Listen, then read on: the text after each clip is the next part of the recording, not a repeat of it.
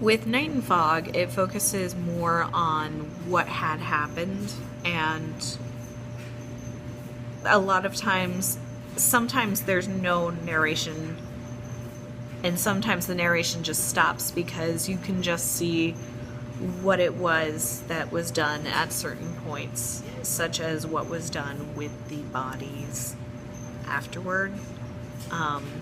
And there are no words that can really explain the whole thing.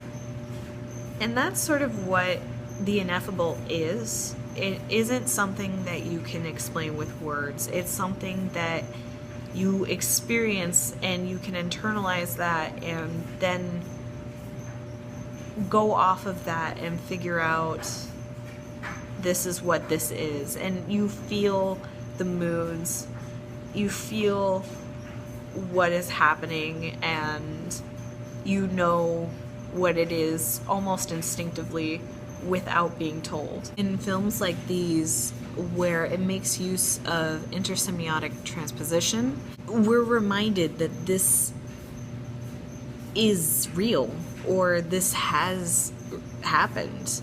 It's not just you're told something, you experience it.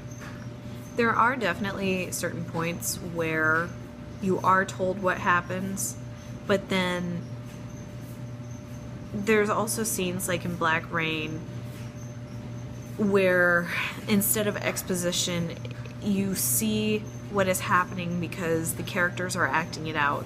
It builds on the after effects of the atomic bomb, and one thing leads to another, and people are dying, people are getting sick, and it gradually takes the lives of the people in the Shizuma family or friends of the family.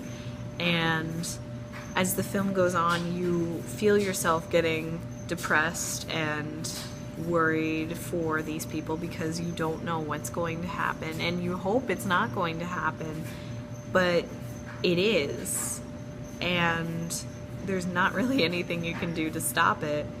Whether this was a film or not, it actually did happen, and that's the thing that you have to face, is this stuff is real.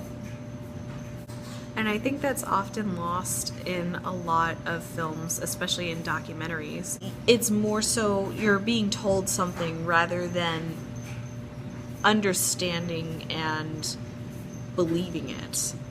In films like these, it does remind you that this has happened and it can happen again.